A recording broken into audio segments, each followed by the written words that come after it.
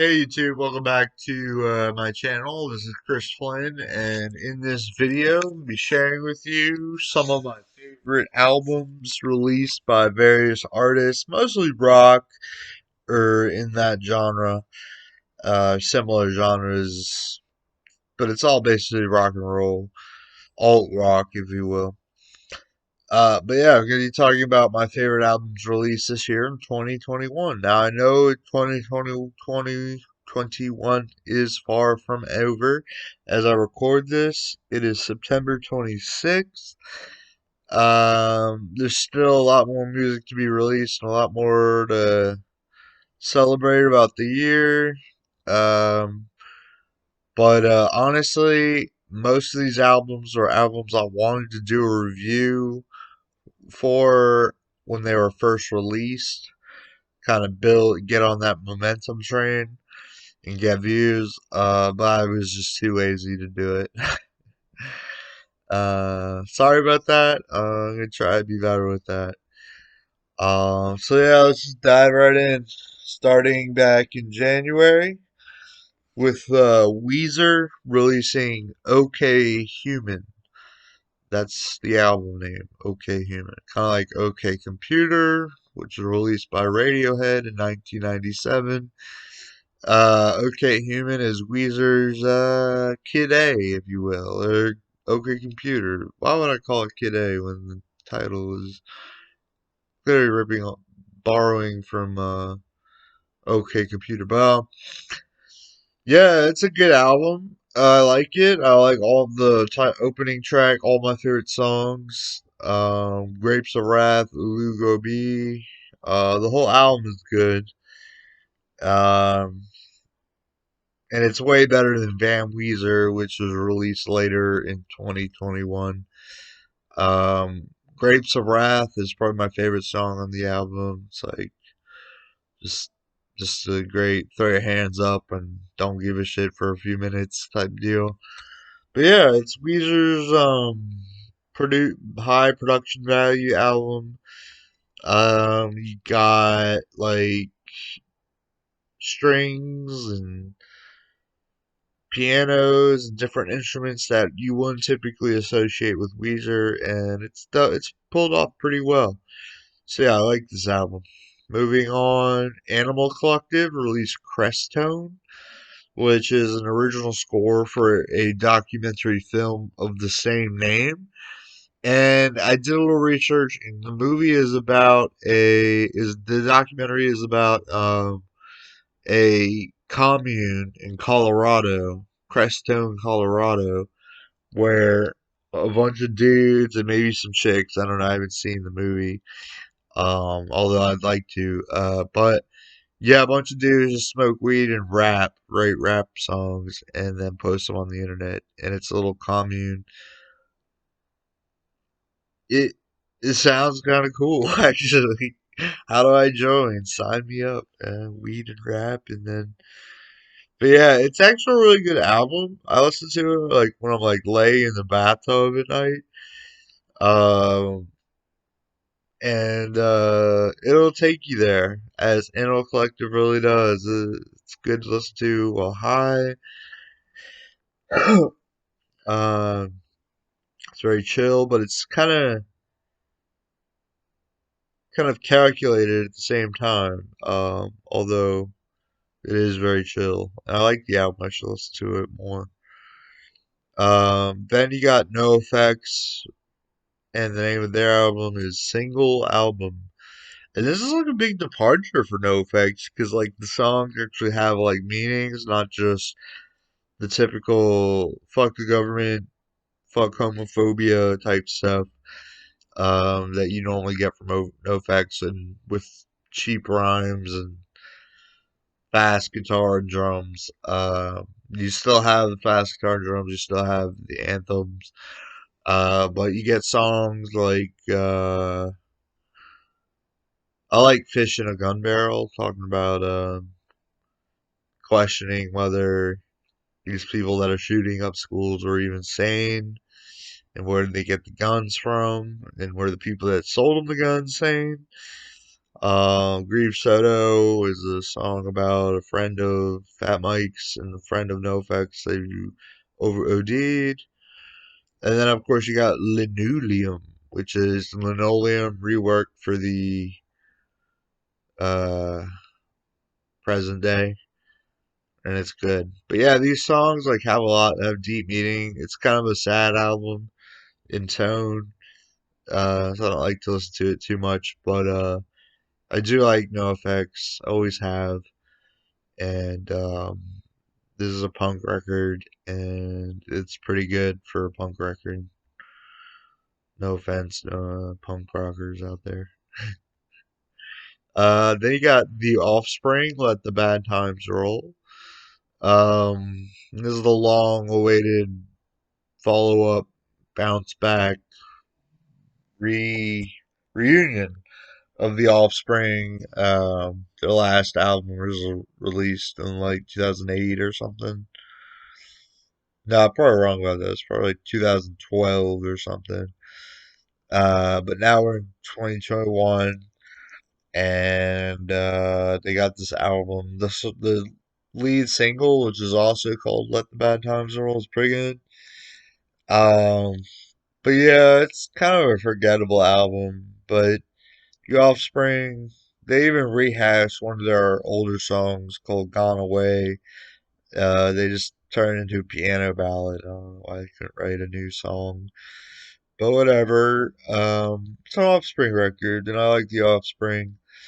Have for a while, and it's decent let record. Another good song is "We Never Have Sex Anymore," which is like the perils of uh, um, marriage and stuff like that. Then you got the Prize Fighter Inferno, which is Claudio Sanchez of Coheed and Cambria side project, and the name of the album is The City Introvert.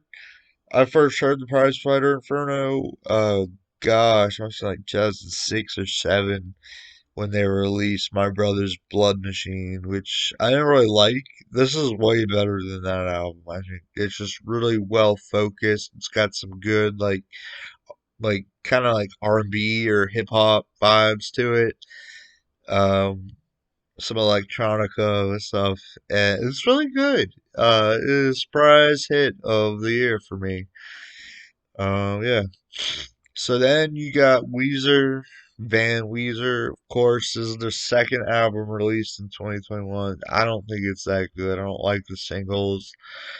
And there really isn't anything on here good except for Precious Metal Girl, which is the final track, and it's kind of quieter medley.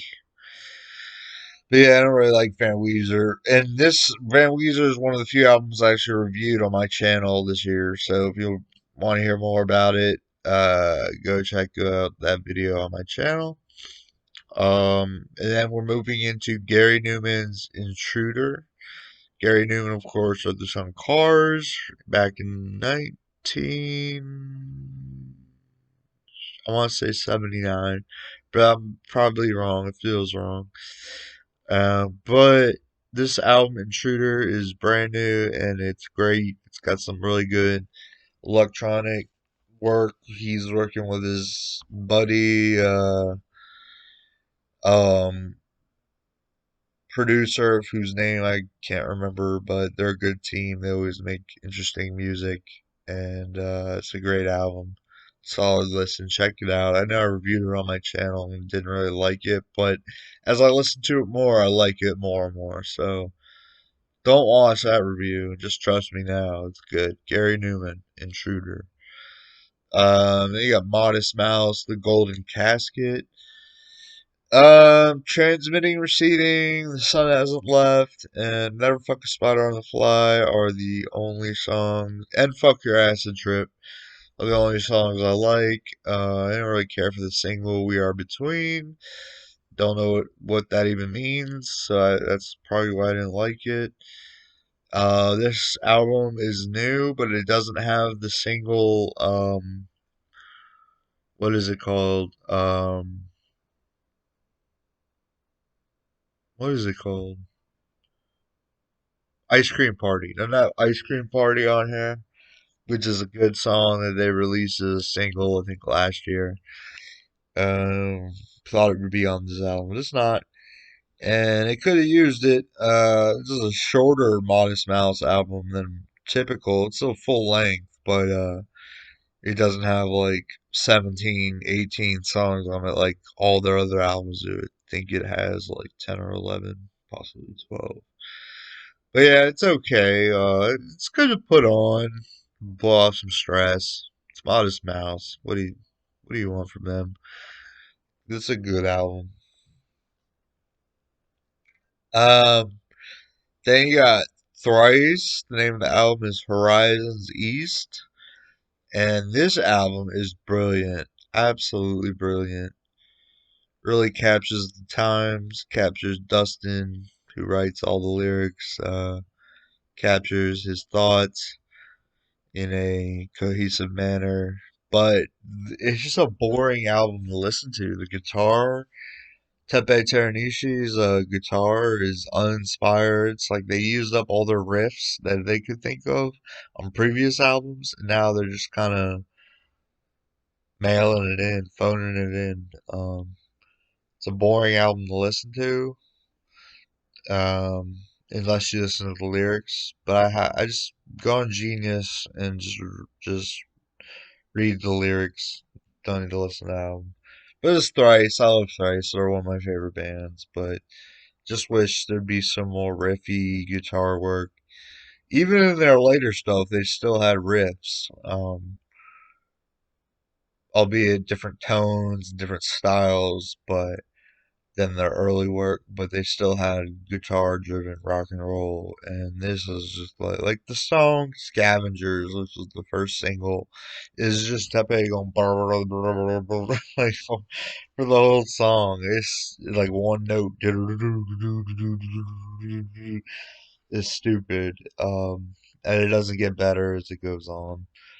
But yeah, then the final album I want to discuss is one that was released just a few days ago, and that's Angels and Airwaves Life Forms. Um, Tom DeLonge's pet project. I guess he gave up trying to find aliens and decided to release an Angels and Airwaves album or whatever. I do believe in aliens, and I like Tom DeLonge, and I respect him. Um, but yeah, this album, like, I like the song Euphoria, but I've already heard it a million times because it was released as a single like months ago.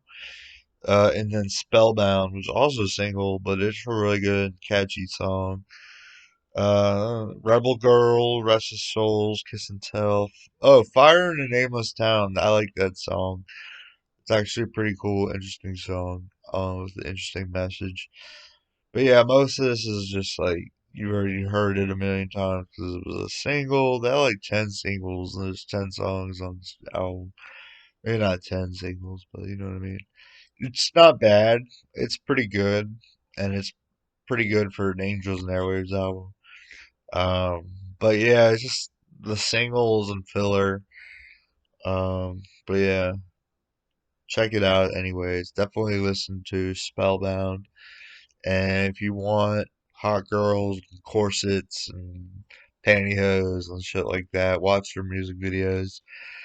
As they are sex fueled, sex pumped up the sexuality of the music. Anyway, that's the year in review, 2021 in review of our alternative rock. What am I forgetting? What am I not listening to that I should be listening to? And because you stayed all the way to end this video, I'm going to tell you what video game I've been playing recently. So, in the comments, if you made it this far, write down Kingdom of Amalur Reckoning on Xbox 360. Um, type that, put that in the comments, and let me know that you watched the whole thing. Um, but yeah, it's a good game. I really like the combat and the art style and the story and branching paths and RPG elements. This is a fun game to play. I don't know why it went under the radar when it was first released. Probably because they didn't advertise it. And then the whole debacle of Kurt Schilling and the mayor of Rhode Island, or the governor of Rhode Island, sorry. Kurt Schilling, the famous baseball pitcher here in America. Um, and then the he wanted to make a game, so he took out a loan from the state of Rhode Island. It's just a weird, bizarre tale. And then the game didn't sell, so they defaulted, and then shit hit the fan and the fire everybody, and there is no sequel. But it was just re-released on Xbox One and PS4 a few months ago, or probably last year at this point. Called Re-Reckoning. Whatever. Not, it's kind of a lame title, but gets the job done, I suppose. So yeah, that's the music I've been listening to this year. I've been listening to stuff from last year and the year before, and classic rock and hip hop and everything. But these are the rock records of the year for me. Um, and please let me know what's coming up in the rest of this year, because like I've been Googling it and it's hard to find a list that covers the bands that I like. Uh, so if you know, like I know Radiohead is gonna release Kid A and Amnesia re-release in a box set, and they just dropped a single called "If You Say the Word." Oh, and one more album I forgot to mention was AFI's new album Bodies. Which I haven't listened to yet. AFI, I like Sing Sorrow. It's a great album, but I haven't listened to their new stuff. Sing Sorrow came out like '01, '02 or something. But yeah, let me know what I'm missing, and I hope you guys enjoyed this video. Please leave a like and subscribe, and I will talk to you sometime at a time later than now, because I have a time machine and I'm not a time.